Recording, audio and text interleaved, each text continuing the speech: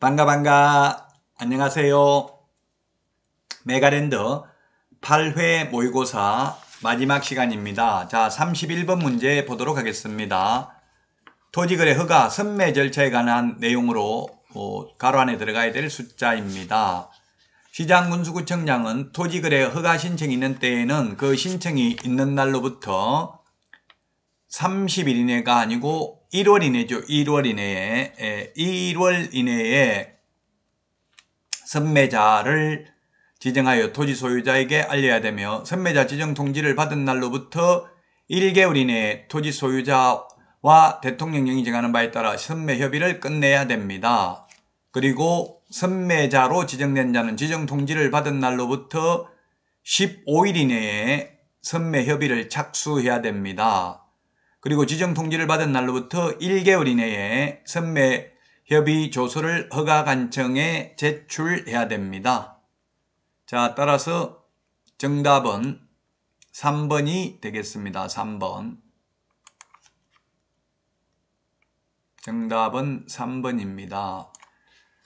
자, 토지거래 허가와 관련해서 1월이 5번 나옵니다. 1월이 5번, 30일이 한 번 나오는데 1월 다시 한번 정리할까요? 첫 번째, 허가 또는 불허가에 대한 이의신청 1월 이내에, 매수 청구 1월 이내에, 선매자 지정 통지 1월 이내에, 그 다음에 선매 협의 완료 1월 이내에, 선매 협의 완료 조서 제출 1월 이내에. 그러나 이행강제금 부과에 대한 이의신청은 30일 이내입니다. 이행강제금 부과에 대한 이의신청만 30일 이내입니다. 선매 협의 착수는 15일 이내에 시작해야 되죠. 15일은 우리 암기 프린터 49번에 정리되어 있습니다. 자, 다음은 32번 문제 살펴보도록 하겠습니다. 부동산 거래 신고 등에 관한 법률상 신고서 작성에 관한 설명으로 틀린 것입니다. 신고서 작성에 대해서 틀린 것인데 정답은 3번이 되겠습니다. 정답 3번입니다. 입주권 분양권인 경우에는 부가가치세를 제외하는 게 아니라 포함합니다. 입주권 분양권은 부가가치세를 포함하고 등기된 이후에는 부가가치세를 제외한 금액을 기재합니다. 그 다음에 4번, 5번. 이게 자금조달계획 시립지역인데 규제지역, 즉 조정대상지역이나 투기과일지구이면 자금조달계획, 입주계획, 그리고 제출을 해야 되고요. 비규제지역은 6억 이상이고요. 법인인 경우는 지역과 금액과 상관없이 자금조달 입주계획을 제출해야 되고요. 법인이든 개인이든 증빙자료는 투기과일지구인 경우에만 자금조달계획에 따른 증빙자료를 제출해야 됩니다. 2번이 정답이 되겠습니다. 자, 다음은 33번 문제 보도록 하겠습니다. 주택임대차 계약을 체결하는 경우로서 틀리는 경우입니다. 부동산 거래 신고에 관한 법률상 주택임대차 계약이 아니고 주택매매계약이네요. 주택매매계약. 정답은 5번입니다. 법인이 매수하는 경우에는 주택이용계획까지 신고를 해야 됩니다. 법인이 페이퍼 컴퍼니 만들어가지고 탈세하는 것을 방지하기 위해서 이제 법인 주택거래신고서 서식도 하나 더 생겼고요. 법인이 취득하면 취득세도 12%고 최고세율로 부과하죠. 따라서 5번 이용계획까지 신고해야 됩니다. 5번이 정답입니다.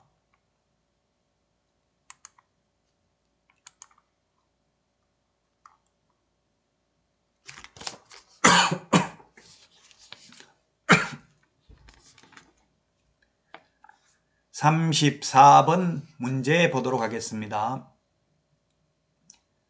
주택임대차위원회와 분쟁조정위원회와 관련된 설명으로 틀린 것입니다. 정답은 2번입니다.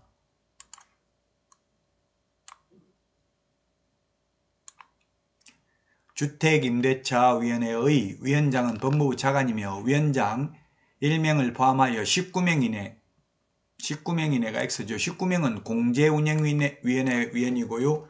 주택임대차위원회 위원은 9명 이상 15명 이내고요. 상가임대차위원회 위원은 10명 이상 15명 이내고요. 분쟁조정위원회는 5명 이상 30명 이내가 되겠습니다. 따라서 2번이 정답이 되겠고요.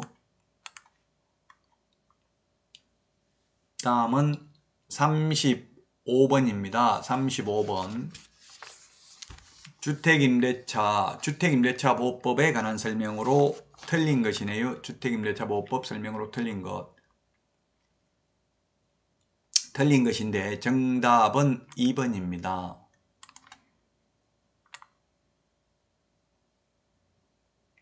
임차인의 요구에 따라 임대차 기간을 1년으로 정한 경우 임대인은 그 기간의 유효함을 주장할 수 있다.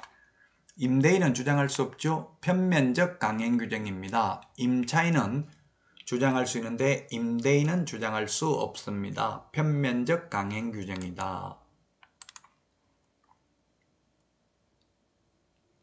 다음은 36번입니다. 부동산 실권리자 명의등기에 관한 법률 설명으로 틀린 것입니다. 부동산 실권리자 명의등기에 관한 법률 틀린 것인데 정답은 2번이네요.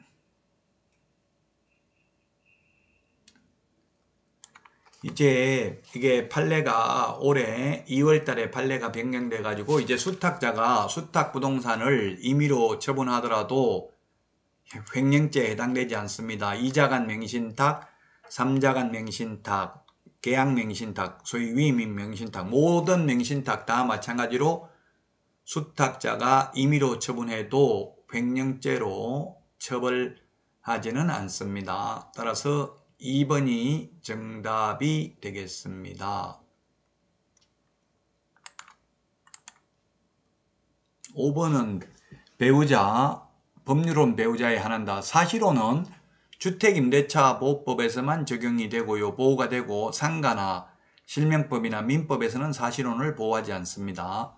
배우자 명의로 부동산에 관한 물건을 등기한 경우 조세포탈, 강제집행의 면탈 등을 목적으로 하지 아니한 한 과징금, 벌칙 규정이 적용되지 않는다. 그렇습니다. 배우자, 종중, 종교단체 명의신탁의 경우에는 유효하고 원칙적으로 처벌하지 않습니다. 조세포탈 등의 목적이 없다면. 다음은 37번 보도록 하겠습니다. 분묘기지권에 관련해서 옳은 것입니다. 분묘기지권과 관련해서 옳은 것인데 1번에 보니까 등기함으로써 분묘기지권 시효취득하는 거 아닙니다. 등기 안 해도 됩니다. 지료를 청구한 때는 이제 지료 지급해야 됩니다. 시효취득의 경우에도. 그 다음에 3번 분묘기지권이 시효취득된 경우 사망자의 영고자는 종손이 분묘를 관리할 수 있는 때에도 관리할 수 없는 때에만 분묘기지권을 주장할 수 있고요. 관리할 수 있는 때에는 종손에게 전속되는 권리입니다. 일시적으로 멸실되었다 하더라도 유골이 존재하여 원상회복이 가능하다면 소멸되지 않고 계속 존속되고 있다고 보는 것이 상당합니다. 따라서 답은 5번입니다. 5번이 정답이 되겠다. 매수인이 착오로 자신이 매수하여 취득한 토지의 인접토지 일부를 자신이 매수하여 취득한 그 토지에 속한 것으로 믿고 점유하고 있다면 그 점유 방법이 분묘를 설치 관리하는 것이어도 자주점유에 해당된다. 그러므로 그 토지에 대한 시효취득을 할 수 있다는 이야기죠. 타주점유가 아니고 자주점유가 된다.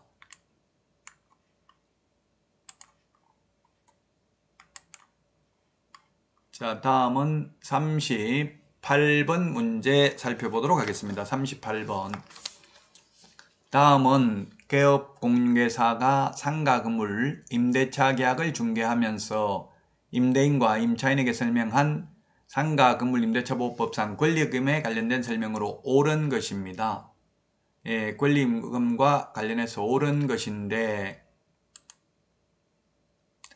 1번은 보증금 5개, 월차임 500만원 임대차 계약을 한 경우에는 권리금 보호되지 않는다 했는데 환산보증금이 서울에서 9억을 초과하더라도 임시 표준 대개 권해 권리금 회수기에는 보장됩니다. 그래서 틀렸고요. 자, 그 다음에 권리금 회수기에는 2번 9개월이 아니라 6개월입니다. 임대차 기간 끝나기 6개월 전부터 임대차 종료 시까지만 권리금 회수기회를 보장해주면 되고요. 자, 그 다음에 3번 임차인의 권리금 행사와 관련하여 임대인은 임차인이 주선한 신규 임차인이 되려는 자가 보증금 또는 차임을 지급할 자력이 없는 경우, 자력이 없는 경우에는 거절할 수 있습니다. 그래서 틀렸고 5년이 아니고 3년입니다. 3년. 손해배상 소멸시효가 3년입니다. 3년 안에 청구해야 됩니다. 5번 권리금 행사의 방해로 인해 손해배상 금액은 신규 임차인이 임차인에게 지급하기로 한 권리금과 임대차 종료 당시 권리금 중 낮은 금액을 넘지 못합니다. 높은 금액이 아니라 낮은 금액이라는 점을 주의하셔야 되겠습니다. 낮은 금액을 넘지 못합니다. 따라서 5번이 정답이 되겠습니다. 옳은 것, 5번이 옳은 것입니다.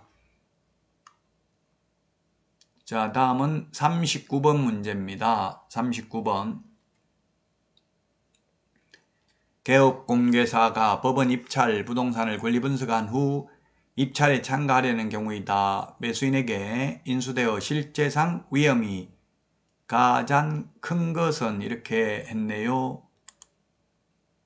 정답은 1번입니다. 1번. 등기부에 경매를 신청한 후 후순위 건저당에 앞서 대항 요건을 갖춘 임차인이 있으나 선순위 저당권을 대위 변제한 경우, 선순위 저당권을 대위 대신해서 다 변제해버리면 순위가 최선순위로 돼버리죠. 그러면은 인수되니까 위험하다고요. 그래서 만약에 이 최선순위 건저당 금액이 적으면 약간 위험할 수 있습니다. 대신 갚아버릴 수가 있겠죠. 따라서 이렇게 대위 변제하면 대신 갚아버리면 순위가 상승되기 때문에 위험합니다.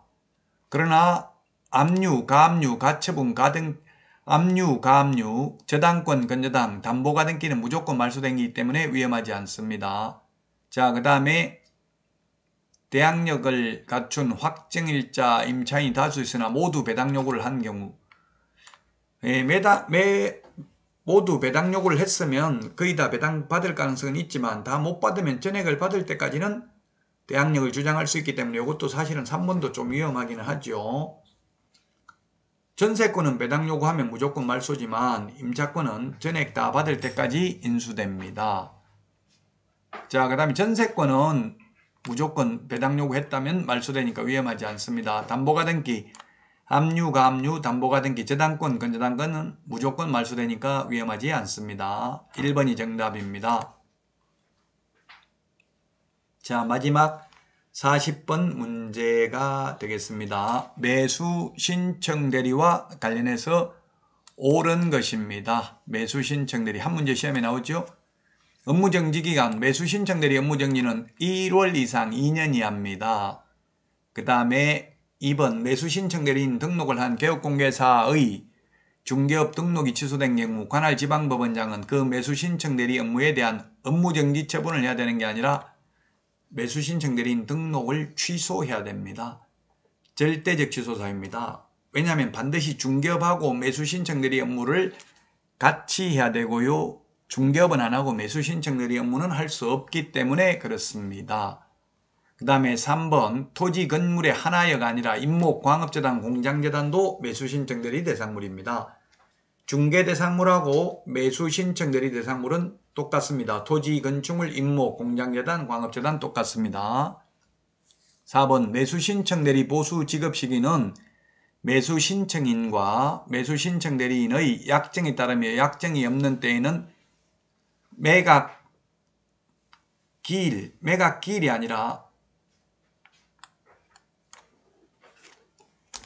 약정이 없을 때에는 기일이 아니고 요즘은 매각 대금 지급 기한이죠. 기한. 매각 대금 지급 기한입니다. 기일이 아니고요. 매각 대금 지급 기한이 되겠고요. 기한일이 되겠고요.